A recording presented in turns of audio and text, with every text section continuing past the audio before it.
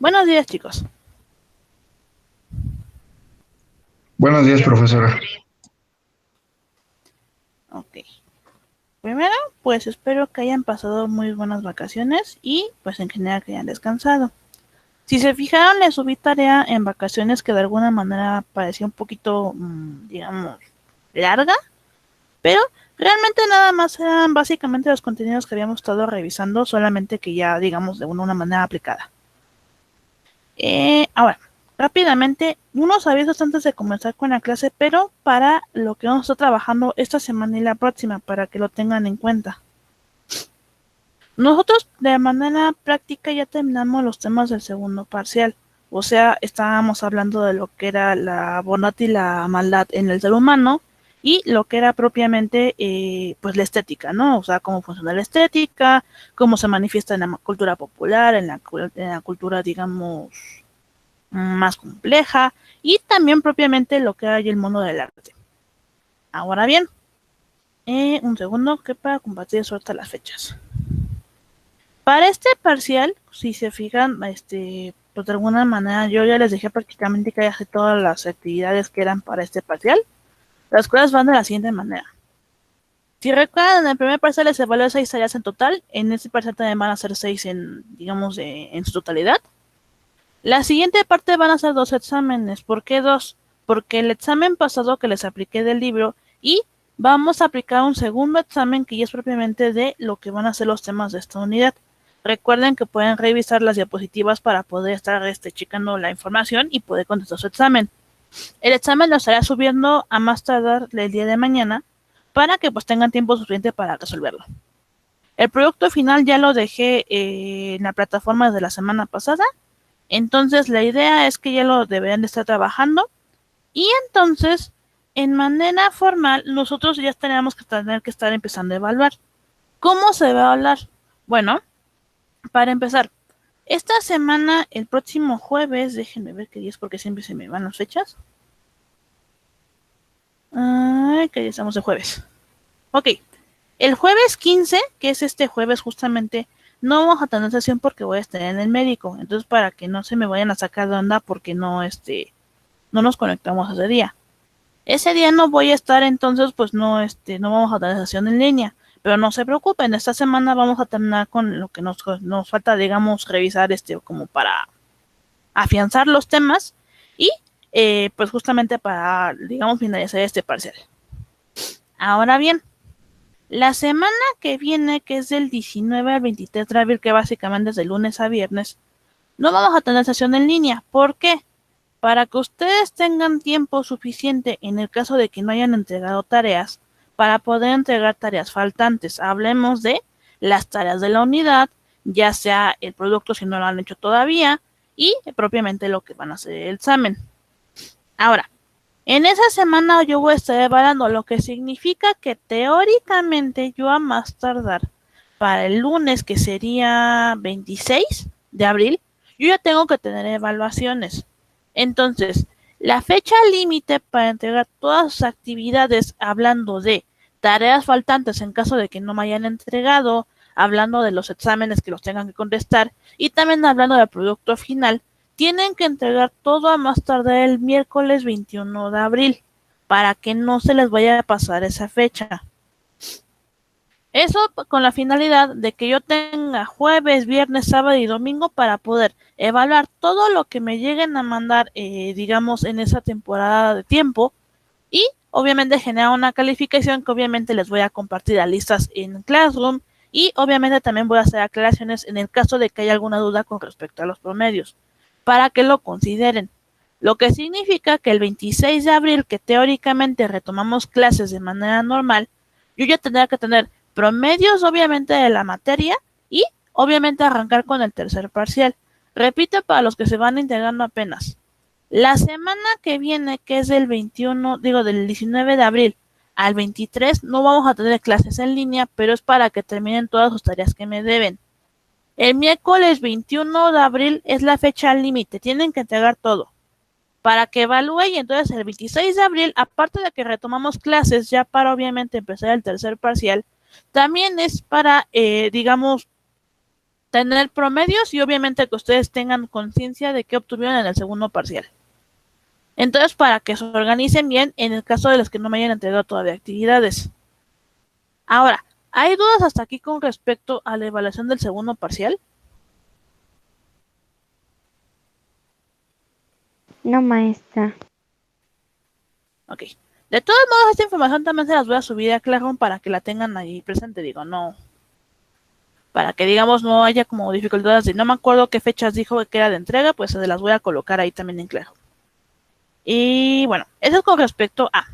Ahora, el día de hoy vamos a revisar propiamente de alguna manera ya los temas, pero ya aplicados de manera formal con respecto al trabajo de un filósofo y ya aplicado propiamente de manera formal ya en el campo, digamos, práctico. Entonces déjenme les comparto la pantalla, un momento.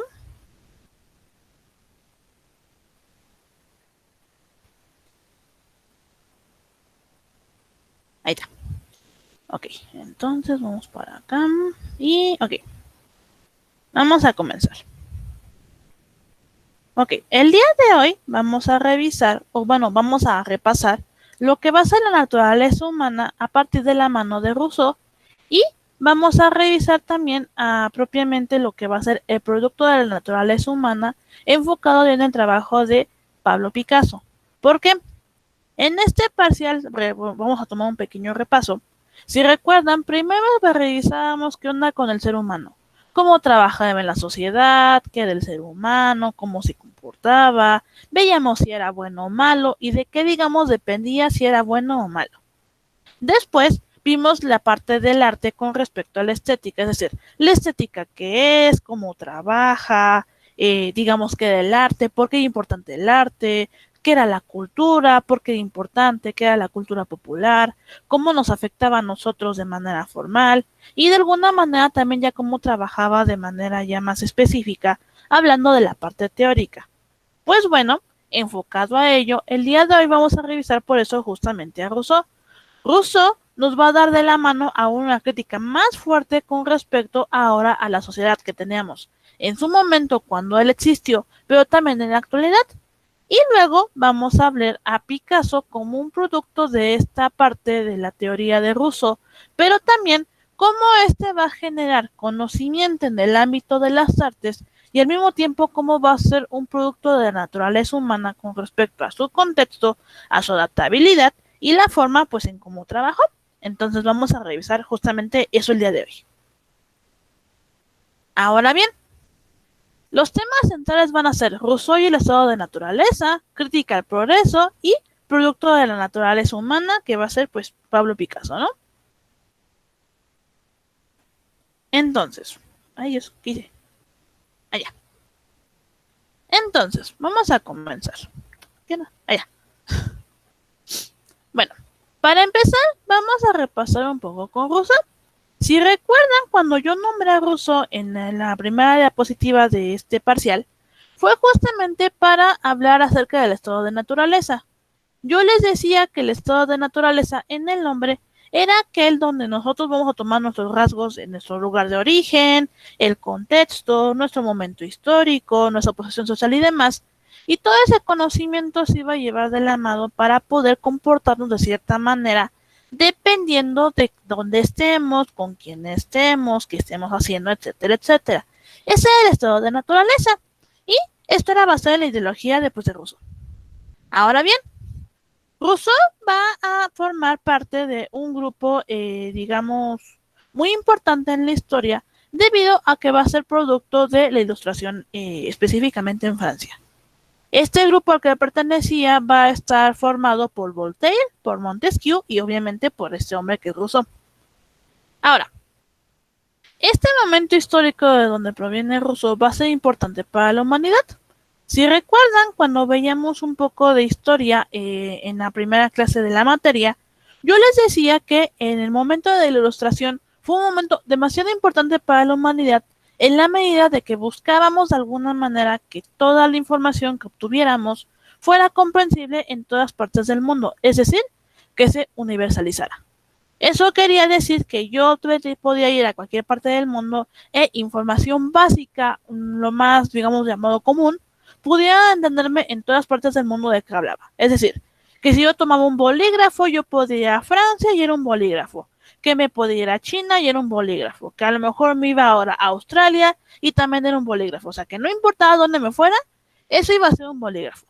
De esa misma manera, entonces iba a actuar propiamente la ilustración.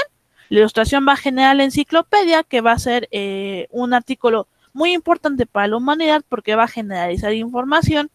Y de este momento histórico va a salir Rousseau. Ahora bien, Rousseau va a ser muy importante para nosotros porque él va a tener ideas políticas y sociales, pero muy radicales, pero al mismo tiempo va a ser una crítica muy importante para la sociedad. ¿En qué sentido?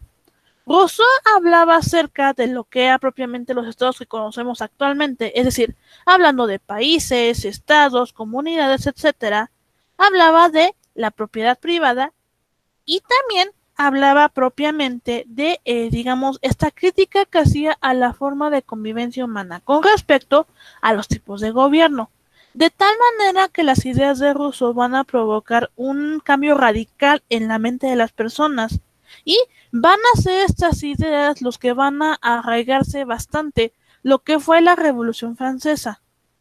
Para ponerlos un poquito en contexto, la Revolución Francesa fue un movimiento justamente en Francia donde se buscaba revocar la monarquía absoluta. En su reinado, que era... ¿cómo se llama este hombre? ¿Carlos? No.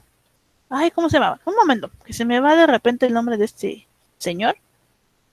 Pero, un segundo, es que siempre se me da aparte el número, porque hay muchos reyes. Ah, ¿cómo te llamas? Qué mala persona soy. Vamos, por acá andabas, yo sé. Ah, sí, ya. Yo le voy a poner 14.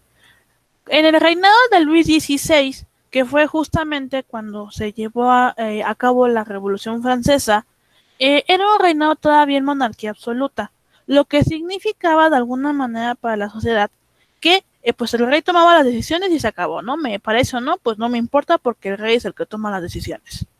En este momento histórico, entonces, la población quería revocar la monarquía, porque para este momento, no sé si sabían, los franceses apoyaban a la revolución de Estados Unidos en su independencia propiamente, y entonces en este punto, como los apoyan y ellos buscaban un estado más democrático, esto radicó entonces con la ideología de Rousseau a que los franceses quisieran también una revolución, porque ya no querían que la monarquía los siguiera pues manejando.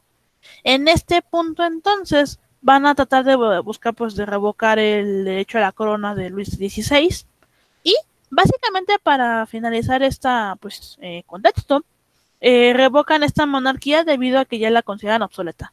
Todavía la monarquía quiso como cambiar una monarquía constitucional, pero pues no se pudo hacer la gran cosa porque el pueblo ya estaba harto propiamente de lo que era la monarquía. Ahora bien, si el pensamiento de Rousseau pudo causar un estrago tan fuerte en este momento histórico tan importante, en este caso para Francia, esto debe darles una idea previa de hasta qué punto, digamos, llegaban las críticas de Rousseau. Ahora bien, vamos a hablar entonces un poquito más acerca del pensamiento de este hombre. Y bueno, como ya habíamos dicho, el estado de naturaleza para Rousseau va a ser un asunto más, digamos, en cuanto al contexto, el lugar de origen y cómo me voy a comportar. Ahora bien, para Rousseau, el estado de naturaleza no es algo histórico, o sea, no es algo que digas, solamente pasa en esta época del tiempo, no. Para Rousseau va a ser lo que va a conocer como un artificio o una constitución mental. ¿A qué se refiere esto? A que va a depender mucho del lugar, del tiempo y en general de la situación en cómo va a cambiar este estado de naturaleza. Es decir, yo no me voy a comportar igual en ciertas situaciones como en otra. Dependerá mucho de, en general, el problema que esté viviendo, el lugar, digamos, donde esté, los recursos que tenga, etcétera, etcétera. Ahora bien, Rousseau va a considerar la civilización a partir de un modelo degenerativo. Él va a decir que el hombre en el estado de naturaleza es naturalmente inocente, solitario, libre e independiente. ¿A qué se refiere esto? De manera normal, si recuerdan, cuando yo hablaba del ser humano, cuando hablaba de lo bueno y lo malo, decíamos que el ser humano, según Rousseau, es bueno por naturaleza, porque de alguna manera esta naturaleza la tiene arraigada como un ser inocente, como un ser solitario, libre e independiente. O sea, esto es algo que teóricamente un ser humano siempre tiene desde que nace. Y por eso es bueno por, digamos, por naturaleza. Sin embargo, como también hablábamos en su momento, el ser humano se va a malear dependiendo, digamos, del contexto histórico que esté viviendo, de las personas que lo rodeen, del ambiente en el que esté. Y en este momento entonces vamos a tener un cambio radical, digamos, en la mentalidad de la persona. Ahora bien, este cambio radical que se va a dar dependiendo obviamente del contexto o del lugar o en general de lo que rodea a este individuo, nos va a arraigar entonces a que va a tener un cambio drástico esta persona y vamos a transformarse en una persona mala o a lo mejor se conserva como buena. Digamos, eso se va a determinar dependiendo de la persona en cuestión. Ahora bien, aquí otro detalle importante para Rousseau que es justamente derivado del estado de naturaleza. Los seres humanos, como tal, tenemos necesidades. Necesidades básicas que vamos a tener de alguna manera para poder sobrevivir. De alguna manera las necesidades básicas van a implicar entonces que van a ser simples y se van a tratar de satisfacer de manera lo más sencilla y lo más fácilmente posible. ¿Por qué? Porque a lo mejor, no sé, tenemos una necesidad de comer, de un techo y de ropa para poder mantenernos abrigados y pues protegernos del clima. Estamos hasta ahí de acuerdo. Esas son las cosas más básicas que tenemos como seres humanos que necesitamos. Sin embargo, estas necesidades como tal que les acabo de mencionar pueden ir aumentando dependiendo de las necesidades de cada persona con respecto a lo mejor en la forma en cómo me entretengo, en la forma en cómo, digamos, le hablo a otras personas, cómo convivo socialmente con otras personas. Entonces, estas necesidades van a ir aumentando dependiendo obviamente de la persona, del lugar donde esté y demás. Pero de manera sencilla, teóricamente nosotros deberíamos tener simplemente necesidades limitadas para poder, pues justamente mantenernos estables. Ahora, esto va a ser importante por una razón muy simple. Para Rousseau, si las necesidades básicas, las mínimas para poder estar pues bien, están satisfechas, entonces estamos hablando que esas necesidades van a estar basadas en la supervivencia. Es decir, cierto es importante que a lo mejor como ser humano me divierta o platique con otras personas o cosas de ese estilo. Sin embargo, de manera formal, nosotros deberíamos solamente buscar una satisfacción pues más simple que está basada en la supervivencia. ¿Qué necesito como ser humano para sobrevivir y poder estar estable? Necesitaría un lugar donde dormir, necesitaría obviamente alimento, agua, un lugar donde hacer mis necesidades básicas, etcétera. Pero entonces solamente necesitaría como cubrir esos requisitos. Y eso es lo que me indicaría mi estado de naturaleza. Pero aquí hay un detalle. Rousseau dice en este momento que a pesar de que teóricamente solo necesitamos cubrir las necesidades básicas para sobrevivir, no es suficiente, porque el ser humano, como hablaba en clase, es un ser social que necesita entonces convivir con otras personas, porque las necesita y porque pues somos seres sociales, ¿no? Para bien o para mal, los seres humanos somos seres sociales. Entonces, en este punto vamos a radicar en la siguiente parte. El origen de la sociedad. Para Rousseau va a decir entonces que como las necesidades básicas no van a poder ser solamente, ¿cómo decirlo? Las únicas cosas que tenemos que considerar para poder sobrevivir como seres humanos, entonces Rousseau va a decir lo siguiente. Con la multiplicación de la especie, los bienes empiezan a escasear y los individuos se ven forzados a cooperar entre sí. Es decir, como el ser humano se da cuenta que el entorno donde vivimos, en que estemos en este punto, digamos, pues comienza a haber obviamente más personas además de mí, ¿no? Pero o sea, el problema no radica en ello, sino en la siguiente parte. Un espacio con muchas personas y cada persona tiene sus necesidades básicas de alimento, de vestido, de lugar para vivir, etcétera, etcétera. Entonces, en este punto, el ser humano se da cuenta que no puede vivir por su cuenta, porque necesita el apoyo de alguien extra. ¿Por qué? Porque a lo mejor las dificultades del clima, a lo mejor pensemos que todavía fuésemos estas comunidades nómadas donde todavía cazaban o estaban a expensas de los animales salvajes. Entonces, en este punto estaban a expensas, pues básicamente de la supervivencia con respecto a que los atacara. Bueno, todo esto nos va a dar entonces como, digamos, resultado que el ser humano va a necesitar de otras personas para poder sobrevivir. Y para este punto entonces vamos a tener que el ser humano se va a ver obligado a formar lo que conocemos como las sociedades. Si recuerda una sociedad de manera específica, va a ser un grupo o un conjunto de personas que van a vivir en un lugar específico. En este punto entonces el ser humano, al verse obligado a formar una sociedad, porque no puede vivir por su cuenta, porque las necesidades básicas son mayores a las que pues uno esperaría de manera normal, en este punto entonces tenemos que el ser humano forma las sociedades que básicamente son un conjunto de bienes materiales, políticos y sociales morales, o sea, hablando de un lugar donde vivir, hablando de un conjunto de reglas, un conjunto de normas, un conjunto también obviamente de obligaciones y de derechos que nos van a permitir vivir en una comunidad estable y teóricamente tendríamos que vivir bien. Ahora bien, estas sociedades donde nos vamos a ver obligados a vivir porque lo necesitamos, porque el entorno no nos permite vivir por nuestra cuenta, de alguna manera van a generar o van a alentar que cada persona tenga su propiedad privada y también la creación de los estados políticos, es decir, propiamente una forma de gobierno.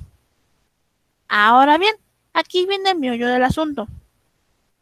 Rousseau va a decir que las formas del gobierno no van a ser exactamente pues algo bueno, ¿no? O sea, por el contrario, Rousseau va a decir que las formas del gobierno van a ser un tanto más, ¿cómo llamarlas? Pues más complejas, pero porque van a generar asuntos un tanto más criticables. Ahorita voy a explicar esta parte. Ahora bien, como en este punto tenemos que los seres humanos tenemos que vivir en una sociedad a partir de reglas, a partir de normas, a partir de ciertas situaciones, esto nos va a indicar entonces que como seres humanos, si tenemos ciertos gustos, si tenemos ciertas prácticas, nos vamos a tener que adaptar a la sociedad a la que entremos. Eso significa entonces renunciar a algo. ¿A qué se refiere esto? Pues bueno, aquí dice lo siguiente. Mediante un pacto o contrato, los individuos renuncian a sus derechos naturales a favor del Estado. A cambio, el Estado se compromete a garantizar la paz social. Esto se refiere a lo siguiente. Como seres humanos, al ser obligados a formar parte pues de una sociedad, porque no nos queda de otra, porque pues necesitamos de alguien más para sobrevivir, en este punto también vamos a hacer de alguna manera como un pacto de que yo voy a renunciar a ciertas cosas que teóricamente yo debería de poder hacer sin ningún problema, en pro de que el Estado se comprometa a protegerme. Un ejemplo, teóricamente por la libertad de expresión yo podría decir lo que quisiera y hacer lo que quisiera debido a justamente este derecho. Pero si yo vivo supongamos en una comunidad, ¿qué se me ocurre? Evangelista, y a lo mejor yo tengo un asunto de que a lo mejor estoy muy, no sé, exhibicionista pensando en que a lo mejor, ¿qué se me ocurre? Pues ocupo ropa muy, pues muy escotada, o por ejemplo que pues enseño mucha carne, vamos a ponerlo así. Pues en este punto, como vivo en una sociedad evangelista, ellos tienen un asunto un tanto más recatado en ese sentido. Entonces yo voy a tener que renunciar a este gusto personal, vamos a llamarlo así, en pro de que yo vivo en una comunidad evangelista y entonces esta comunidad me está protegiendo. Entonces yo tengo que renunciar a este gusto simple y llanamente porque tengo que encajar con mi comunidad. Y en cambio, esta comunidad, como pues justamente me está exigiendo algo, pues voy a tener esta obligación de protegerme. Si pasa algo, pues voy a tener la obligación de mantenerme lo más estable posible. Ahora bien, Este asunto de que nosotros vamos a adaptarnos al Estado, a sus requerimientos de alguna manera, nos van a arraigar entonces un orden que entonces nos va a generar de alguna manera una estabilidad social, se supone. Pero entonces aquí Rousseau va a hacer su primera crítica a esto y va a decir lo siguiente. Este orden es absolutamente injusto, puesto que se sustenta sobre la desigualdad. ¿En qué sentido? Yo les hablé en este momento de que los estados van a alentar a la generación de propiedad privada y la generación de creación en cuanto a las formas de gobierno. Para poder entender este punto, vamos a hablar entonces un poquito de cómo se dirige de alguna manera un modelo, político con respecto a las estructuras del poder. Y para ello vamos a citar un poquito a la metáfora del edificio de Karl Marx. Entonces, vamos a ponerlos en contexto. Rousseau decía que de alguna manera las formas del gobierno eran de alguna, pues válgame la redundancia, forma injustas debido a la carga política y a la carga de poder que había aquí. Karl Marx, años después, va a hacer una crítica muchísimo más fuerte a los estados de poder, debido a que efectivamente él va a decir que las castas sociales van a determinar tu lugar en la sociedad, pero al mismo tiempo van a determinar qué tan injusta, va a ser el gobierno con respecto a la forma en cómo, se desarrolla. ¿En qué sentido? Marx decía que para que un sistema político, hablando de la parte de gobierno, funcione de manera eficiente, tendrá que funcionar como un edificio. Este edificio se mantiene estable debido a la forma en cómo se ha trabajado. Entonces, él manejaba este modelo que les tengo en pantalla. Y iba de la siguiente manera. Los cimientos del edificio estaban basados en la clase obrera, es decir, la clase, predominante. Esta clase se va a encargar de la economía del país. En otras palabras, ellos van a pagar impuestos sobre, no sé, el agua, sobre la luz, el teléfono, etcétera, etcétera. Y esta economía que van a generar estas personas van a ayudar a que entonces el país se mantenga de manera estable. Ellos van a generar los cimientos de la nación. El siguiente nivel iba en la base, también conocida como una parte del primer piso. Y en este primer piso va a estar la clase media. La clase media va a brindar estabilidad en base a que ellos van a dirigir los impuestos a los lugares adecuados, es decir, infraestructura, pensando a lo mejor en trabajar en la seguridad, en trabajar, en lugares que a lo mejor sea mejor, ¿cómo llamarlo? Arreglarlos o crear otro tipo de lugares, etcétera. Entonces, en este punto, la clase media lo que va a brindar es el uso adecuado de la economía que se está generando por la clase obrera. Ahora, la segunda parte, me disculpo porque me acabo de dar cuenta que tengo un error aquí en la imagen, luego lo corrijo, es el segundo piso. El segundo piso está compuesto por una clase alta, hablando de la burguesía y la política. Cuando me refiero a la burguesía, me refiero prácticamente a las clases altas, cuando tienen un poder político, un poder social o un poder económico fuerte, y entonces van a ser de alguna manera muy, ¿cómo decirlo? Pues su opinión va a contar demasiado para en general la opinión pública. En este punto, entonces, este segundo piso, tendría que estar en la búsqueda de soluciones. ¿A qué se refiere? Ellos deberían de buscar en la sociedad los problemas que hay, hablando a lo mejor problemas de seguridad, problemas a lo mejor en la economía, o por ejemplo en las situaciones que estamos viviendo actualmente con respecto al COVID, tendrán que ver qué problemas están viviendo y proponer soluciones. ¿Para qué? Para que entonces llegar al tercer piso, que es la parte alta, que está compuesta básicamente por el presidente, por el gobernante, por el rey, o dependerá del líder, ¿cómo se llama? Pues que sea, dependiendo de la forma de gobierno. Este líder tendrá que considerar estas soluciones que le está proponiendo ese segundo piso y entonces, obviamente, pues trabajar en pro del país. Teóricamente, así tendrá que trabajar todo de manera formal. Pero ¿qué pasa? Que esto no sucede. Como dije, Rousseau va a criticar de una manera muy fuerte las formas de gobierno, porque va a decir que al alentar la propiedad privada y pues propiamente los estilos de gobierno, se va a generar una desigualdad muy fuerte. Y eso se basa en lo siguiente. Los altos mandos no hacen su trabajo. ¿En qué sentido? No buscan soluciones, roban dinero y se genera todo ese asunto de la corrupción. De tal manera que entonces no tenemos un sistema de gobierno estable. Y esto no es un asunto de ahorita. Llevamos años y siglos con este problema y no solamente en este país, en todos los países es el mismo problema. Radica entonces en lo siguiente, que al haber corrupción, al haber toda esta parte que estabiliza propiamente pues el país, no tenemos un sistema de gobierno estable y por tanto no es igual, es desigual. Y Rousseau va a hacer esta crítica fuerte debido a ello.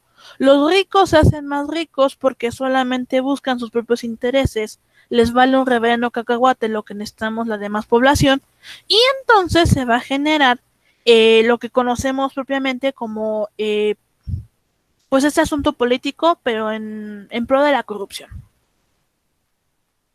Ahora bien, en este punto por eso entonces ahora va a ser una crítica al progreso, en la medida de que va a decir que este asunto que teóricamente tendremos que avanzar como sociedad con respecto a que la ciencia y pues obviamente la parte técnica que busque la innovación tecnológica busque un avance en la sociedad, realmente no estamos haciendo un avance pues real, porque Rousseau va a decir que a lo mejor en la parte de la tecnología y esto estamos avanzando, pero la parte moral no, por el contrario está cayendo, porque no nos ha hecho mejores personas, tampoco somos felices realmente, y al final de cuentas solamente estamos cayendo en la corrupción. Esta corrupción se debe básicamente a que las ciencias que supuestamente deberían de arraigarse para la búsqueda del bien de las personas, pues no están basadas en ello, sino pues que buscan básicamente, o más bien sus bases van a estar basadas en la avaricia, el orgullo y el deseo de dominar, es decir, qué me conviene y realmente qué voy a sacar sobre ello, ¿no? Y si me conviene lo voy a hacer, y si no, pues no voy a hacer nada porque pues a mí no me conviene y no voy a favorecer a alguien más. Entonces, de alguna manera, toda esta parte nos va a generar un retroceso en la parte, digamos, social, y esa es una crítica que va a hacer justamente Rousseau con respecto a ello. Ahora bien, toda esta parte de la que nos hablaba Rousseau con respecto al comportamiento del ser humano en un estado, la forma en cómo se va pues a corromper de alguna manera y la forma en cómo va a criticar a la sociedad, nos va a dar como compuesto entonces que lo único rescatable es que el ser humano deberá de poder adaptarse a una sociedad con respecto a sus necesidades, a lo que busque y en general pues a lo que necesite. En base a ello es que tenemos un producto del pensamiento de Rousseau, y este producto está justamente de la mano de un artista conocido como Pablo Picasso. Ahora, ¿por qué vamos a hablar de este hombre? Dos razones. Una, yo les dije que vamos a arraigar este tema para justamente todo lo que vimos en el segundo parcial. Entonces, Pablo Picasso pues es un pintor. Por otra parte, Pablo Picasso es un ejemplo justamente de adaptación al contexto con respecto a que él buscaba justo qué podía tomar de su momento, digamos, en donde estaba viviendo en ese punto y cómo lo iba a usar a su favor. Entonces vamos a hablar un poco de este hombre. Pablo Picasso nació en 1881 y falleció aproximadamente en 1973. Es uno de los mayores artistas y genios reconocidos del siglo XX y de alguna manera es reconocido de manera mundial, puesto que usó una cantidad increíble de obras a lo largo de su vida. Trabajó en varios tipos de género, pasando desde el dibujo, la ilustración, el grabado, la escultura, la cerámica, el diseño de escenografía y de vestuario. De hecho, fue una persona muy, muy activa. Por otra parte, Pablo Picasso también era un profundo pacifista y estaba en contra de la dictadura que había en su momento en Francia, de tal manera que fue un miembro de honor del Partido Comunista Francés y hacía una crítica muy fuerte hacia el gobierno, o más bien hacia la dictadura que estaba viviendo en ese momento, puesto que él decía que estaba pues impoluta. Por otra parte, una crítica que hizo que fue justamente en su desarrollo maduro como artista, fue justamente una obra que se llama La Guernica, que básicamente era una pintura expresionista donde mostraba un poco el dolor, la angustia que provocaba justamente esta guerra civil que se estaba viviendo, y de alguna manera es una de las obras más reconocidas pues, de este artista. Ahora bien, este artista nos va a interesar en la medida de que él va a tener ciertos periodos que, como les dije, se va a adaptar a las necesidades de la época, pero también a sus necesidades. Él se va a adaptar de cierta manera y va a desechar lo que ya no le sirve y va a tomar algo nuevo para poder justamente adaptarse a lo que va necesitando. Entonces, de manera formal, inicialmente su parte adulta, hablando ya propiamente de su obra, comenzó con la época azul. Pablo Picasso estudió en la universidad hasta cierto punto y en 1901 regresa justamente a Madrid para pues seguir trabajando. Por aquella época Picasso tuvo un amigo que se llamó Casagemas y pues este personaje pues se suicida. Se suicida este personaje y entonces Picasso de alguna manera se siente muy triste, le cala muy fuerte porque una persona cercana a él. En este punto, las primeras obras de manera formal que va a trabajar Picasso van a ser obras con matices azules, matices un tanto más lúgubres, porque justamente estaba melancólico, estaba triste, porque pues su amigo pues murió. En este punto, de alguna manera, todos estos lienzos van a ser un homenaje pues a este amigo acaecido.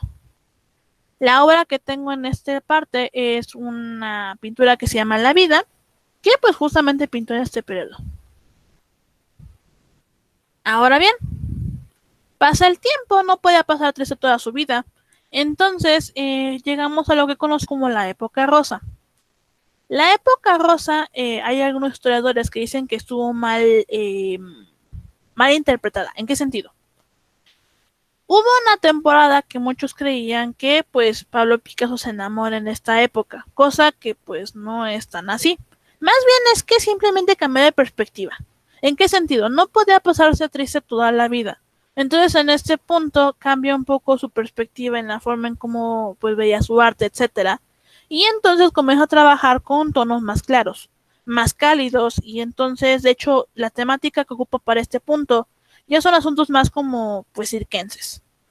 En este punto entonces se va a definir justamente pues este momento histórico, o más bien esta época para este artista, porque va a usar colores pastel y cálidos, va a hacer ciertos usos de ciertas, digamos, técnicas con respecto al trazo del dibujo, etcétera, ¿no?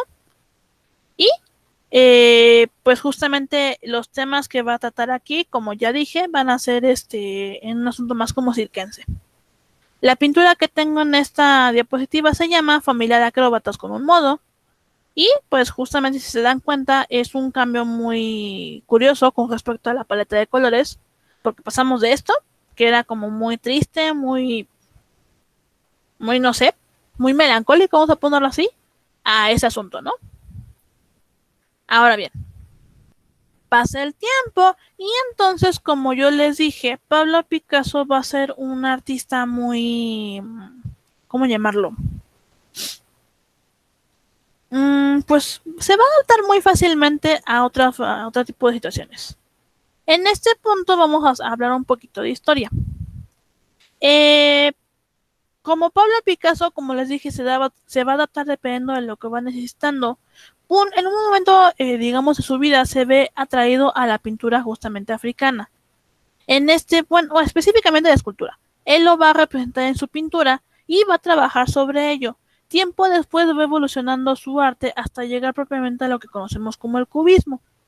El cubismo, de forma sencilla, va a ser un movimiento pictórico donde básicamente se va a intentar representar en una sola, digamos, lienzo todas las perspectivas de un objeto.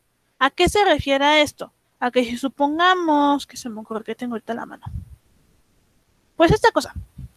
Supongamos que yo quisiera pintar esta cosa en un cuadro, pues yo voy a intentar que todo en esa, digamos, en esa hojita que esté yo trabajando, se vea no solamente esta cara, sino también que se vea esta cara y esta cara, y la cara de atrás, y la de arriba y la de abajo. O sea, todas mis perspectivas, como si pensara que a lo mejor que voy a armar en este caso esta cajita, se van a tener que ver justamente en la parte cubista. Solamente que es un poquito más complejo el asunto. Ahorita les voy a enseñar algunos ejemplos. Y este proceso, pues, de alguna manera llevó tiempo, ¿no? O sea, insisto, pasamos del arte africano a propiamente lo que es el cubismo. De hecho, Picasso va a ser uno de los precursores del cubismo. O sea, él va a ser de los que, pues, generaron este movimiento. Esto fue aproximadamente como por 1910. Ahora, como les dije, primero va a estar arraigado como en este asunto del arte africano. Entonces, su primera obra ya enfocada como en este tema va a ser Las señoritas de Aviñón, que es la pintura que tienen a su lado izquierdo. El tiempo va pasando, se va formalizando el cubismo y entonces llega a pinturas como la de su lado derecho, que se llama Cabeza de mujer con montañas de fondo. Si se fijan, se ve un tanto geométrico el asunto, pero porque ya aquí se estaba tratando justamente de ver una perspectiva más enfocada a lo que es el cubismo.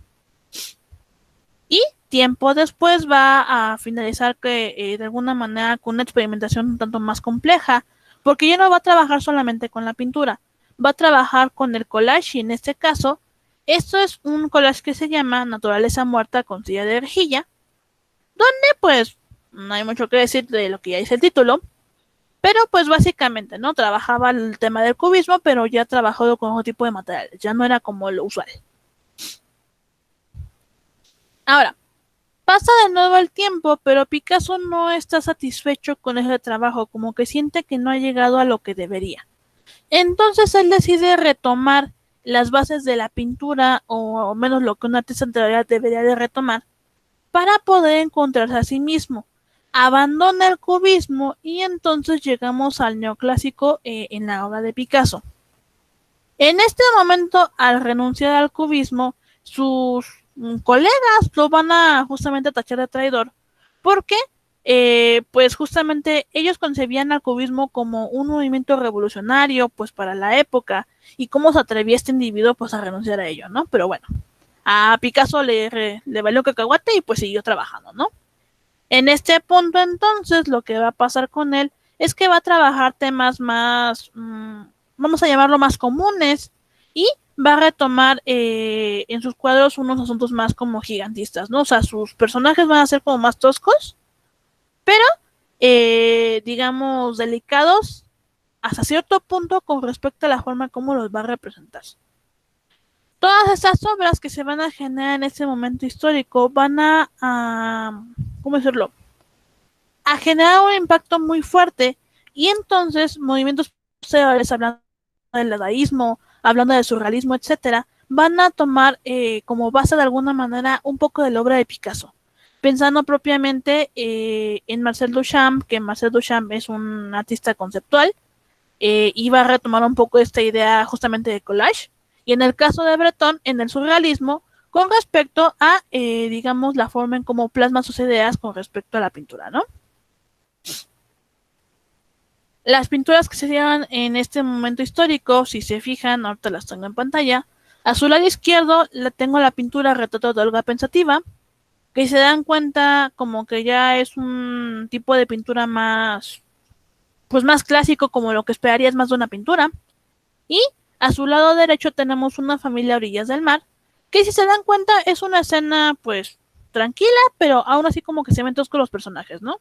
Pero fue ese tipo de obra que se generó en este momento con Picasso. Finalmente, llegamos a la época, digamos, en su auge, vamos a llamarlo así, que es también, salió del expresionismo, aunque es también conocida como el estilo de Picasso. De hecho, déjenme escribir aquí porque se me olvidó. Un segundo. Expresionismo. Ok. Como yo les dije, Picasso va a apoyar, digamos, esta revolución, bueno, no, más bien esta guerra civil, si era guerra civil, que se dio justamente en contra del gobierno o la dictadura más bien francesa. Porque, pues, obviamente estaban habiendo situaciones un tanto fuertes con respecto a la forma en cómo se manejaba el gobierno. Ahora bien, ¿Cómo se maneja, pues, este problema de alguna forma? En este punto se generan guerras civiles muy fuertes que provocan una cantidad interesante o más bien preocupante de sangre, de víctimas, etcétera. Y en este punto entonces, en 1937, él va a crear su obra más conocida que se llama La Guernica. La Guernica es una pieza de alguna manera representativa para la problemática que se vive en ese momento social y va a llegar de alguna manera a su auge como artista porque él va a encontrar ahora sí su estilo. Ya no va a pasar de uno a otro como se dieron cuenta que estuvo pasando en los momentos anteriores, sino que ahora sí va a aterrizar. Entonces va a encontrar la técnica que más le favorece, que es la litografía, y va a arraigar ahora sí un estilo único para sus obras y pues obviamente ya va a llegar a ese punto donde dice pues ya llegué a lo que quería, ¿no? En este punto, entonces, justamente lo que nos va a interesar de Picasso y lo más importante de eso para nosotros en este punto es la adaptabilidad que tuvo que tener para poder entonces estar buscando y cambiando constantemente su obra para llegar a ello, para llegar a su auge como artista. Eso va a ser lo importante de Picasso. ¿Cómo como individuo tengo que hacer o qué tengo que hacer para poder adaptarme y buscar las necesidades básicas? En este caso, a lo mejor me dirán, pero si regresamos a Rousseau, hablando de Rousseau, de lo que hablábamos hace un momento, Rousseau decía que era la forma de supervivencia. Efectivamente, pero en el caso de Picasso lo veía también como un asunto de supervivencia porque fue un tema que lo volvía loco en su momento y lo estuvo buscando constantemente. Tuvo que adaptarse a las situaciones de la época, a su contexto, inclusive hasta cierto punto el repudio que tuvo con los cubistas cuando decidió abandonar esa corriente, a pesar de haberla creado o fue de unos creadores de esa corriente, simple y llanamente porque él buscaba una satisfacción personal con respecto a la forma en cómo trabajaba. Y eso va a ser lo importante de este personaje. Entonces, como les dije, pues su obra más reconocida es esta, La Guernica. Que si se fijan es un hasta cierto punto veían, pero es que no es tan figurativa y yo lo sé. Pero si se fijan ciertos personajes sin necesidad, digamos, de que alguien como con ciertos conocimientos de pintura se las explique, como que te da la sensación de angustia porque pues como que no se, o sea, no se hacen alegre. Por ahí podemos empezar. Entonces, esta clase de obras son las que termina pues trabajando Picasso, ¿no? Ahora, ¿dudas hasta aquí, chicos?